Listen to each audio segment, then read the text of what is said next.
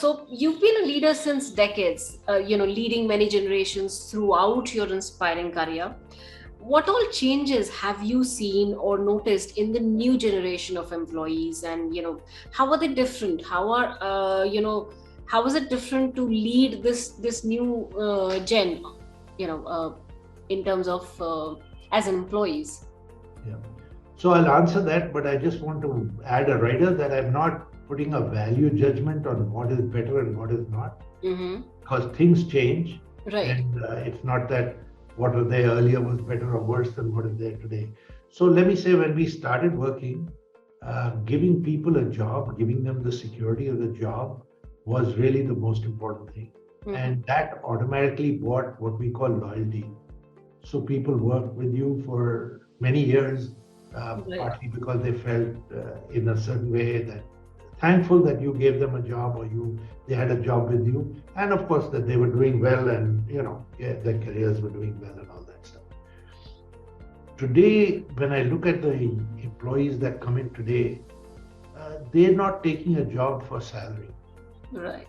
Salary is important, but that's not. They want to work in a company that has, you know, more rounded, in the sense, does work that makes it, does impact work, does things that make them feel good. They want an environment that's, very much more important. Everyone wants a good environment, but it's much more important than it was, let's say, earlier, right? And so when you look at present day employees, we some of us oldies crib a little bit about loyalty is not there and all, but you don't get loyalty for the same reasons. You get loyalty, or people stay with you, if I call that loyalty, Right. for reasons that are over and above what you were doing earlier. Mm-hmm. A lot of them have to do with the image of the company, the impact you're making, how you're making a difference in the world. Are you carbon neutral? All those things. Correct. Those are the things that are becoming much more important to our employees today, and rightly so, because I think we do have to, we just can't exploit the world and assume it's going to be, the earth is going to be as it is throughout. We have to make sure that because we are starting to see those changes. We're starting to see all these big floods, high temperatures. Oh, You know, yes. US just had, I think the East Extreme Coast had this, temperatures. yeah, big storm, snowstorm. In California, we're having floods because we got 80% of our annual rainfall in one day. Oh my So, God. stuff like that. So it's happening. It used to happen earlier very rarely. It's happening very frequently now. Right. And so I think, so when you look at the newer employee, you have to look at it a little differently, because they look at the world a little differently.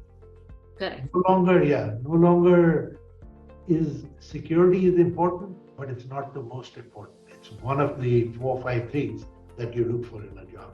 Right. And most people feel comfortable that if they are out from one job, if they're qualified, they'll always get another. Mm-hmm. It's not that you're paying them a salary so they can't go anywhere. And I think that's really what it is. Right. And I think it's because the world has moved from just the needs to wants now, and the aspirations are very different, and people are more keen on work-life balance and ESG, as you say. So yeah, these things are making uh, these things are probably more important, because now everybody is probably done with the basics in their lives. I think when 70s was the time when people were still struggling with the basics and the basic needs, to basically do that. So now I think, yeah, that generation has. So our parents have done that, and we are at a stage where probably we can, move forward from just the needs and probably give more importance to other things. Yes, and So, we should. so you've seen multiple recessions, you've seen stressful situations. How do you see the current recessionary situation compared to the earlier ones? And what will be your advice? So, I am a believer that the thinking right now, the recession is in people's minds. I really don't think you're going to see you might see a slowdown, but it's not going to be like a big recession or whatever. Won't be a Great Depression sort of thing, It won't be. or the I, 2008. I don't. Okay, let me put a rider on that. There are big variables like the Ukraine war and stuff like that that could change things. Mm-hmm. But looking at things the way they are right now, I really don't think that we're going to have. I think it's people's negative thinking that's making the difference right now. That's the first thing that happens when people start worrying about or have uncertainty about the future. And I think it's the uncertainty more than the negative thought that is getting this recession Right. thing talking about. I have, let me put it this way, while a lot of economists, including the magazine, the Economist magazine is talking about the world will go into a recession because in history, when this has happened, inflation has been controlled, there's always a recession following it. I don't know. I've stopped believing that economists are able to predict the economy. I mean, they've been wrong so many times in the past that I now trust my own judgment.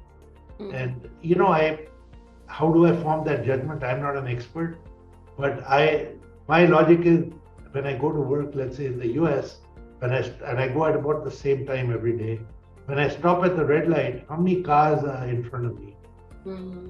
That gives me an idea of how many people are going back to work and what's happening, and things like that. And that's not the only thing. That's how I form my gut basically. And so my gut is, yes, I would, if I had to make major capital goods investments today, I would sort of be a little careful about them and try and push them out if I could, but I wouldn't stop them. Let's put it that way. Right. In a recession, I would stop that investment. So basically what you mean is that it's more of a perception it's a perception driven thing. I believe exactly. That's what it is.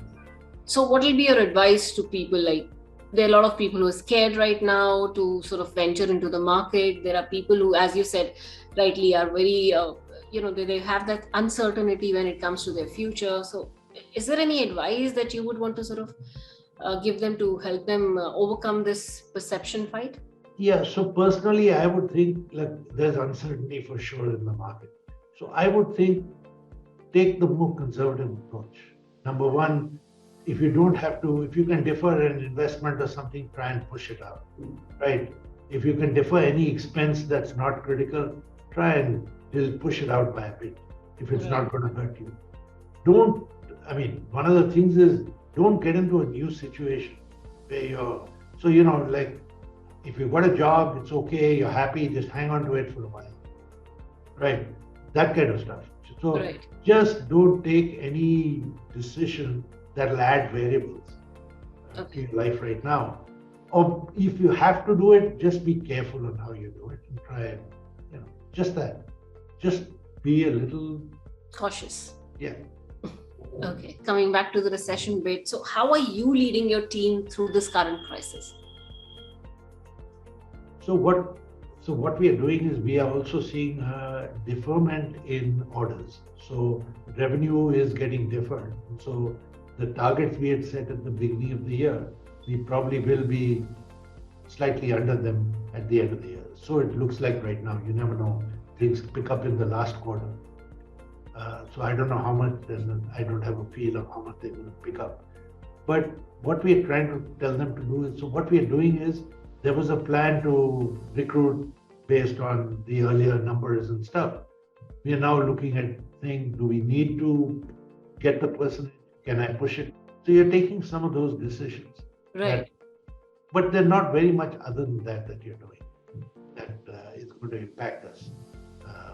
Right now, I don't see, I guess my revenue will be down by 2-3%, maybe 5% for the year. It doesn't really make too much of a difference. It's just nothing dramatic right now. Mm-hmm. I just don't want to, but I want to make sure that the people who are already in the company, that I take care of them first, then look at what I can do with new people coming in. Unless, of course, there's a completely new technology or something for which we need someone, then we'll go out and look at it. So first thing has to be, it's like a family. Right. First thing is you look after your family. Absolutely. Then you look at anything else that you can do. I think it's the same thing that we do at Magic. Mm-hmm. So what, as per you, are the best practices, of leadership during crisis? We get this very bad habit from US companies or multinationals who lay off people the minute they run into what they feel they run into a problem. Right. Right. I've always found that very strange because my logic is simple. If we run into a problem, the top managers, the top people have to take a 10-20% pay cut. The impact on them is marginal. The impact on someone who I lay off, who's lower down the chain in the company, is dramatic. He or she may be the only breadwinner in the company, in their family. That becomes a real problem. So my logic is, look, my people are my assets. And so, if I'm drawing 20 lakhs, losing 2 lakhs not going to change my life. It'll make me impact my lifestyle a little bit, but that's not a real problem. Absolutely. And so my logic is that that's how it should be done. Obviously, that's how we've handled it in Headstrong, TechSpan and Headstrong earlier. When we had the 2009 slowdown, that's exactly what we did. And what was really nice was that we said vice presidents and above, we'll take a 10% cut. The next level of management was what we call principals in the company. They volunteered to take that cut. Wow. And if you guys are doing it, we'll do it too. The proviso was, if I can meet my EBITDA at the end of the year, I'll give everyone back their salary and bonuses. So while our revenue fell by 5%, my EBITDA exceeded the target. So everyone got back what they had given up. Yeah. That's how it's got to be done in a company. After all, I find it very strange that people sitting at the top take these decisions to lay off people below, whereas it has no impact on them. That doesn't make sense at all. Absolutely. Right. So how can one drive productivity and resilience in the workplace during, the challenging times? That's the time I think most people, yes. So what people do is they tend to be mentally disturbed, upset, or whatever word you want to use. So you have to make them give them a feeling of comfort. Right.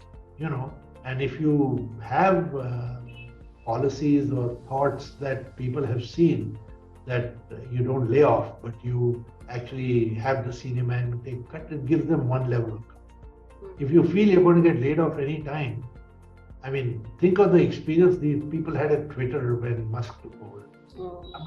It was crazy. You don't know whether you're going to be laid off tomorrow or not. Obviously, you'll stop working. You'll start looking for jobs, making your resume, doing whatever else you need to do. Right. To safeguard yourself a little bit from the shock. Take that away. That's the first thing you got to take away. In uncertain times, you got to make people feel secure. And I think that's the most important thing that we have to do. So what would be, your advice or a lesson you would like to share with our viewers to survive through the crisis on an individual, basis? Nothing much. My feeling is just be careful. Just, look at your normal pattern of expenditure and say, what can you defer? What can you do later? Don't have to do it right now. That's it. If you don't compromise a little bit on your lifestyle right now, you might have to make a big compromise later.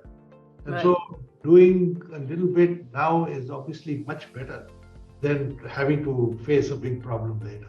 That's really all. It's a fairly simple thing that just look at discuss it a little more. If you can defer it, defer.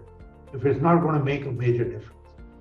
Right? Because you never know when you run into an issue where you need medical, whatever, some other help, and then you better have in these periods, you better have that war chest with you so that you can do it. That's really all I'd say.